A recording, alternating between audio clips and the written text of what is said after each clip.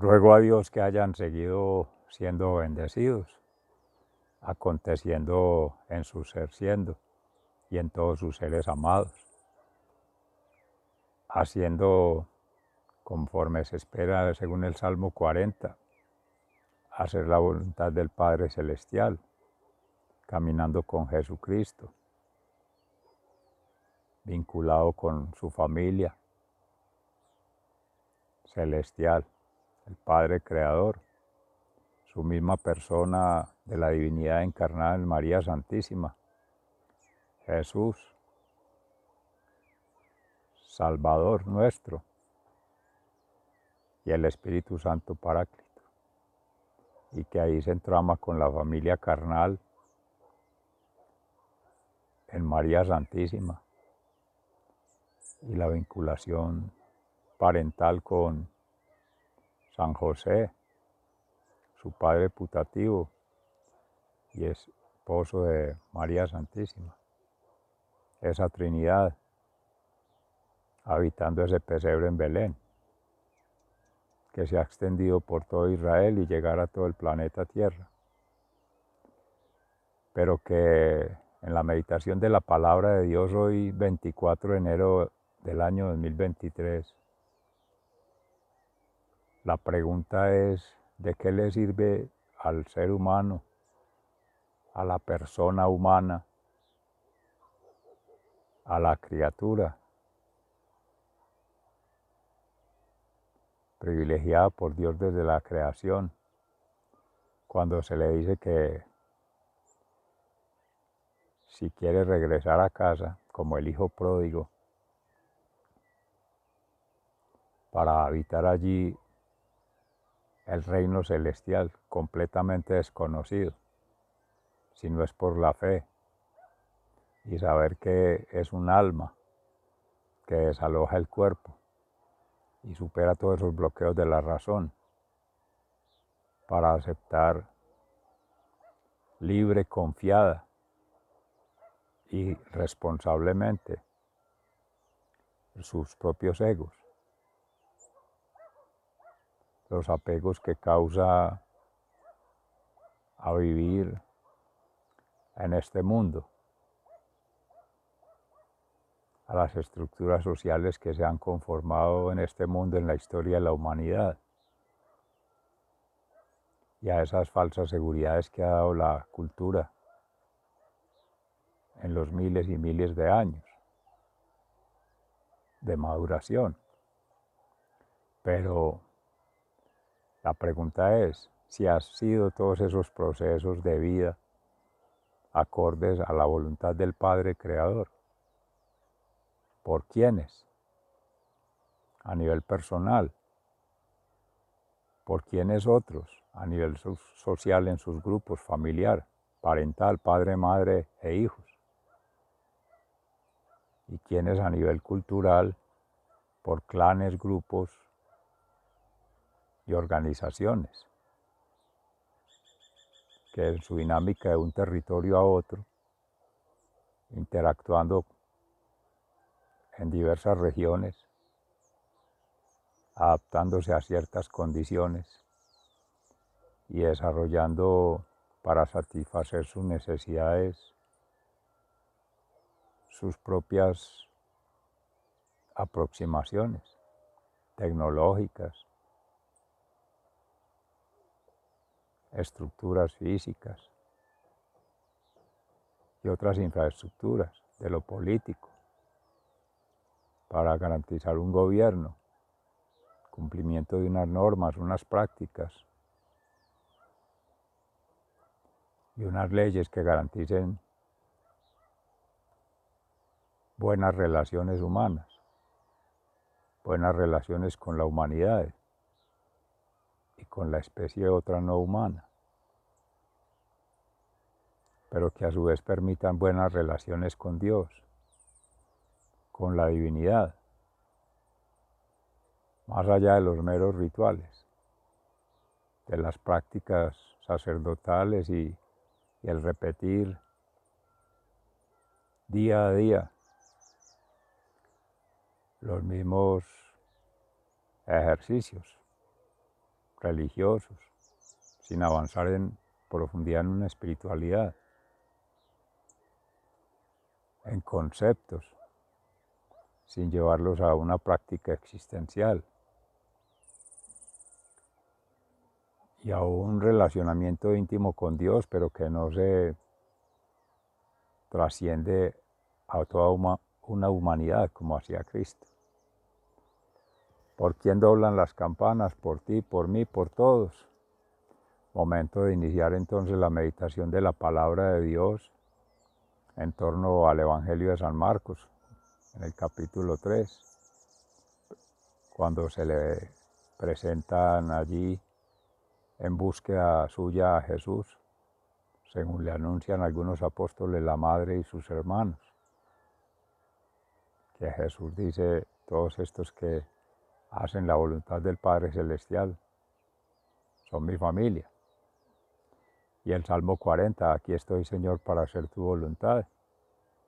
Y en la carta a los Hebreos, en el capítulo 10, acerca de cómo trascender ese acontecer diario en los rituales, en los sacramentales, aún muy necesarios, tanto como la oración y la acción en caridad, pero con conciencia plena de que es para agradar al Dios Padre, no para agradar a su propio ser, ni una falsa caridad para agradar a otros seres. De eso hay que cuidarnos muchísimo. Sea entonces el Espíritu Santo que nos acompañe hoy a todos ustedes allí en su ser siendo y en particular haciendo la lectura, la interpretación de la palabra de Dios y ver cómo ponerla en práctica, en particular hoy día. En el capítulo 10, acerca de la ineficacia de la ley antigua, porque la ley de Moisés era solamente una sombra de los bienes que habían de venir y no su presencia verdadera. Por eso la ley nunca puede hacer perfectos a quienes cada año se acercan a Dios para ofrecerle los mismos sacrificios. Pues si la ley realmente pudiera purificarlos del pecado, ya no se sentirían culpables y dejarían de ofrecer sacrificios. Pero estos sacrificios sirven más bien para hacerles recordar sus pecados cada año, porque la sangre de los toros y de los chivos no puede quitar los pecados. El sacrificio de Cristo. Por eso Cristo, al entrar en el mundo, dijo a Dios, no quieres sacrificios ni ofrendas, sino que me has dado un cuerpo. No te agradan los holocaustos ni las ofrendas para quitar el pecado. Entonces dije, aquí estoy, tal como está escrito de mí en el libro, para hacer tu voluntad, oh Dios. En primer lugar, dice que Dios no quiere ni le agradan sacrificios ni ofrendas de animales, ni holocaustos para quitar el pecado, a pesar de que son cosas que la ley manda ofrecer. Y después añade, aquí vengo para hacer tu voluntad, es decir, que quita aquellos sacrificios antiguos y pone en su lugar uno nuevo. Dios no ha consagrado por Jesucristo,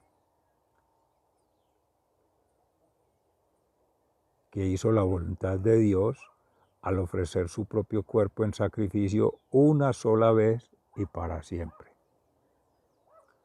Todo sacerdote judío oficia cada día y sigue ofreciendo muchas veces los mismos sacrificios, aunque estos nunca pueden quitar los pecados. Pero Jesucristo ofreció por los pecados un solo sacrificio para siempre, y luego se sentó a la derecha de Dios. Allí está esperando hasta que Dios haga de sus enemigos el estrado de sus pies, porque por medio de una sola ofrenda hizo perfectos para siempre a los que han sido consagrados a Dios. Y el Espíritu Santo nos lo confirma al decir: la alianza que haré con ellos después de aquellos días será esta, dice el Señor. Pondré mis leyes en su corazón y las escribiré en su mente. Y no me acordaré más de sus pecados y maldades. Así pues, cuando los pecados han sido perdonados, ya no hay necesidad de más ofrendas por el pecado. Palabra de Dios, te alabamos, Señor. Y al Salmo 40 nos unimos en acción de gracias. Aquí estoy, Señor, para hacer tu voluntad. Me agrada hacer tu voluntad, Dios mío, del maestro del coro, en el Salmo de David.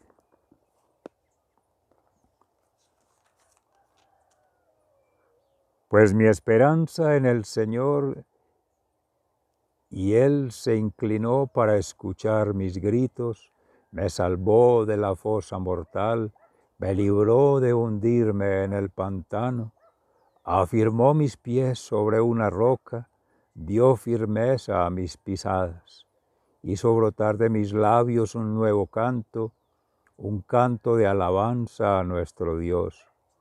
Muchos al ver esto se sintieron conmovidos y pusieron su confianza en el Señor. Feliz el hombre que confía en el Señor y no busca a los insolentes ni a los que adoran a dioses falsos. Aquí estoy, Señor, para hacer tu voluntad. Señor y Dios mío, muchas son las maravillas que tú has hecho y las consideraciones que nos tienes. Nada es comparable a ti. Quisiera anunciarlas, hablar de ellas, pero son más de lo que puedo contar. Tú no te complaces en los sacrificios ni en las ofrendas de cereales, tampoco has pedido holocaustos ni ofrendas para quitar el pecado. En cambio me has abierto los oídos, por eso he dicho, aquí estoy, tal como el libro dice de mí. A mí me agrada hacer tu voluntad, Dios mío. Llevo tu enseñanza en el corazón. Aquí estoy, Señor, para hacer tu voluntad. En presencia de tu pueblo numeroso, he dado a conocer lo que es justo. Tú bien sabes, Señor, que no he guardado silencio. No me he quedado callado acerca de tu justicia. He hablado de tu fidelidad y salvación. Jamás he ocultado tu amor y tu verdad ante tu pueblo numeroso. Y tú, Señor, no me niegues tu ternura, que siempre me protejan tu amor y tu fidelidad, pues me han pasado tantas desgracias que ni siquiera las puedo contar. Me han atrapado mis propias maldades, hasta he perdido la vista. Son más que los pelos de mi cabeza y hasta el ánimo he perdido. Aquí estoy, Señor, para hacer tu voluntad. Señor, por favor, ven a librarme. Señor, ven pronto en mi ayuda. Que sean puestos en completo ridículo los que tratan de acabar con mi vida, que huyan en forma vergonzosa los que quieren hacerme daño, que huyan avergonzados los que se burlan de mí, pero que todos los que te buscan se llenen de alegría, que cuantos desean tu salvación digan siempre: el Señor es grande, y a mí que estoy pobre y afligido, no me olvides, Señor, tú eres quien me ayuda y me liberta. No te tardes, Dios mío. Aquí estoy, Señor, para hacer tu voluntad. Palabra de Dios, Te alabamos, Señor. Y en el Santo Evangelio según San Marcos, en el capítulo 3, entre los versículos 31 y 35, la madre y los hermanos de Jesús. Entre tanto llegaron la madre y los hermanos de Jesús, pero se quedaron afuera y mandaron llamarlo. La gente que estaba sentada alrededor de Jesús le dijo: tu madre, tus hermanos y tus hermanas están afuera y te buscan. Él les contestó: ¿quiénes son mi madre y mis hermanos? Luego, mirando a los que estaban sentados a su alrededor, añadió: estos son mi madre y mis hermanos, pues cualquiera que hace la voluntad de Dios, ese es mi hermano, mi hermana y mi madre. Palabra de Dios. Gloria a ti, Señor Jesús. Mis seres amados, bien decía Jesús en alguno de sus momentos: quienes no son como cualquiera de estos pequeños niños, no entrarán en el reino de los cielos. Destacando de ellos la capacidad de asombro, la inocencia, la humildad, la sencillez, la confianza en el Padre, en la Madre, en quien les cuida, les da la providencia, quien los sana de sus heridas, quien los aconseja, les corrige. La confianza en Abba, Papito, como fue la relación siempre, siempre, siempre de Jesús con el Padre Celestial, acompañado por el amor, que es el Espíritu Santo, el Padre el amante, Jesús el amado y el Espíritu Santo el amor. Esa es la familia sagrada, porque ese es su origen, esa es la identidad, esa es su realidad, la divinidad, que habita en gracia de Dios y en María Santísima, su Madre, Arca de la Alianza, mientras está en la gestación, provocada por el Espíritu Santo, encarnar a nuestro Señor Jesús y conformar allí ya una familia biológica que empieza a ser socialmente constituida con la presencia de San José, castísimo esposo de la Virgen María, sin ninguna relación del pecado, como se bien se conoce desde el origen en Adán y Eva, unidos, fraternal, espiritualmente, y en gracia de Dios, místicamente, para dar ya una conformación a una familia espiritual con nosotros, cuando Jesús de muchas maneras hizo saber que María Santísima es Madre de Dios, Madre suya, por tanto, el Hijo y el Padre son el mismo y el Espíritu Santo, y Madre nuestra de toda la humanidad. Y ese siempre ha sido, que sigue siendo, habitando con nosotros, y especialmente en el Santísimo Sacramento del altar, y en todos los espíritus, en todas las almas, en todos los corazones. Que sea una familia constituida por toda la humanidad, seres amados de Dios, seguidores en primer lugar, cristianos, pero también no cristianos e incluso anticristianos. ¿Quién habría de saber en ese momento de qué lado estarían seres de uno y otro grupo social, de uno y otro grupo político, de uno y otro grupo económico, todas las estructuras que conocemos, con distintos intereses, movidos por distintas creencias, prácticas y rituales? y por tanto con estilos de vida muy distintos y formas de relacionarse muy distintas y formas, estilos de vida, expectativas muy distintas.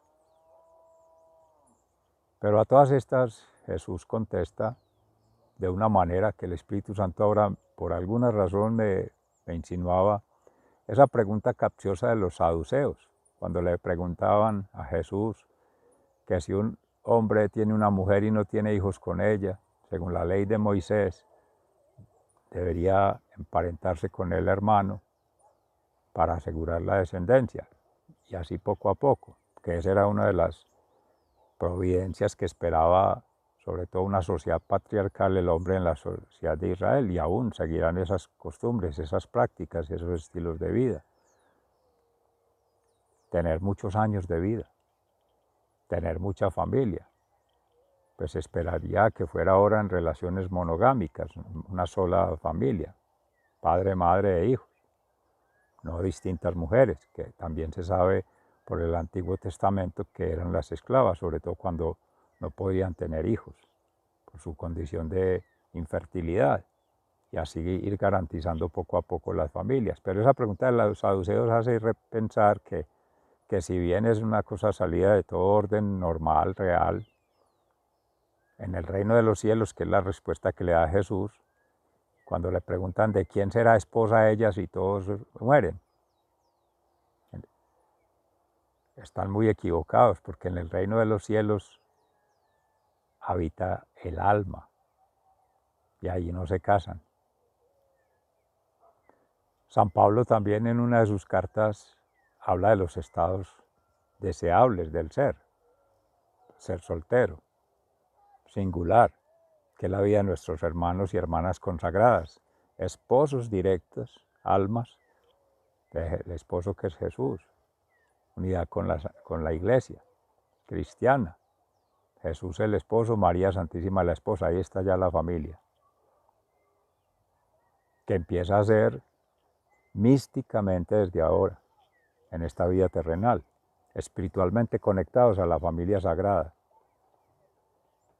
Por eso ahí el ser niño, con esa capacidad de asombro y todas esas virtudes que se decían allí que son del Espíritu Santo, frutos que en gracia de Dios se tienen, seres que desde niños nacen con esa perspectiva directa hacia el reino de los cielos, santidad en vida, no esperar a dejar esta vida terrenal para ser santos o ser canonizados o reconocidos por el Vaticano, por los hechos, por las obras, por las acciones, en razón de los testimonios, de los milagros que haya hecho, de los materiales probatorios que se hayan recogido de su vida en santidad, pero sobre todo el testimonio que han dado en coherencia en el Evangelio, hacerlo suyo, el Evangelio de Cristo. Cada quien, como decía en algún momento el Papa Francisco, es un evangelio. Y Dios, que conoce los corazones de todos, conoce las historias de vida de cada uno, las hojas de vida de cada uno, y podrá arroparlos quienes son realmente testimonio para decir son parientes, ya hermanos. Ya no llamo siervos, sino amigos, porque el siervo no sabe lo que hace su amo. Y todo lo que el Padre me ha dado, os lo he dado a conocer. Por tanto, quien es mi amigo es mi hermano, hijo del mismo Padre, Abba. Entonces, seres amados,